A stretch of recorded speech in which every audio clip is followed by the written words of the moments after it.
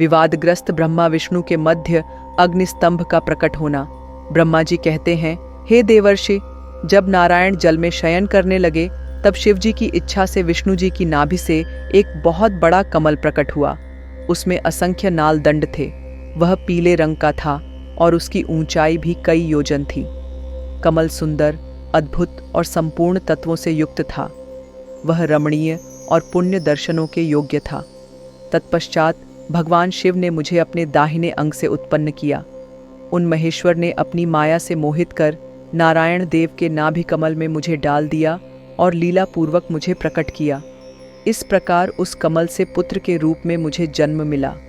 मेरे 4 मुख लाल मस्तक पर त्रिपुंड धारण किए हुए थे। भगवान शिव की माया से मोहित होने के कारण मेरी ज्ञान शक्ति बहुत दुर्लभ हो गई थी और मुझे कमल के अतिरिक्त और कुछ भी दिखाई नहीं दे रहा था। मैं कौन हूँ?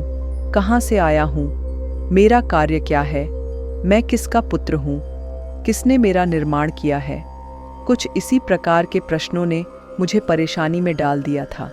कुछ क्षण बाद मुझे बुद्धि प्राप्त हुई और मुझे लगा कि इसका पता लगाना बहुत सरल है। इस कमल का उद्गम स्थान इस जल में नीचे की ओर है और इसके नीचे मैं उस पुरुष को पा सकूंगा जिसने मुझे प्रकट किया है। यह सोचकर एक नाल को पकड़कर मैं 100 वर्षों तक नीचे की ओर उतरता रहा, परंतु फिर भी मैंने कमल की जड़ को नहीं पाया। इसलिए मैं पुनः ऊपर की ओर बढ़ने लगा। बहुत ऊपर जाने पर भी कमल कोश को नहीं पा सका।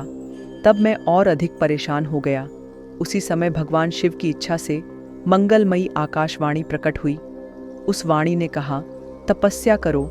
उस आकाशवाणी को सुनकर अपने पिता का दर्शन करने हेतु मैंने तपस्या करना आरंभ कर दिया और 12 वर्ष तक घोर तपस्या की।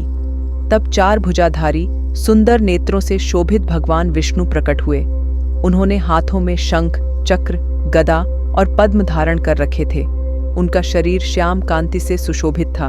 उनके मस्तक पर मुकुट विराजमान था तथा उन्होंने पीतांबर वस्त्र और बहुत से आभूषण धारण किए हुए थे। वे करोड़ों कामदेवों के समान मनोहर दिखाई दे रहे थे और सांवली व सुनहरी आभा से शोभित थे। उन्हें वहां देखकर मुझे बहुत हर्ष व आश्चर्य हुआ। भगवान शिव की लीला से हम दोनों में विवाद छिड़ गया कि हम में बड़ा कौन है। उसी समय हम दोनों के बीच में एक ज्योतिर्मय लिंग प्रकट हो गया। हमने उसका पता लगाने का निश्चय किया। मैंने ऊपर की ओर और विष्णु जी ने नीचे की ओर उस स्तंभ के आरंभ और अंत का पता लगाने के लिए चलना आरंभ किया, परंतु हम दोनों को उस स्तंभ का कोई और छोर नहीं मिला। थककर हम दोनों अपने उसी स्थान पर आ गए। हम दोनों ही शिव जी की माया से मोहित थे। श्री हरि ने सभी ओर से परमेश्वर शिव को प्रणाम किया। ध्यान करने पर भी हमें कुछ ज्ञात न हो सका। तब मैंने और श्री हरि ने अपने मन को शुद्ध करते हुए अग्निस्तंभ को प्रणाम किया। हम दोनों कहने लगे, महाप्रभु, हम आपके स्वरूप को नहीं जानते। आप जो भी हैं, हम आपको नमस्कार करते हैं।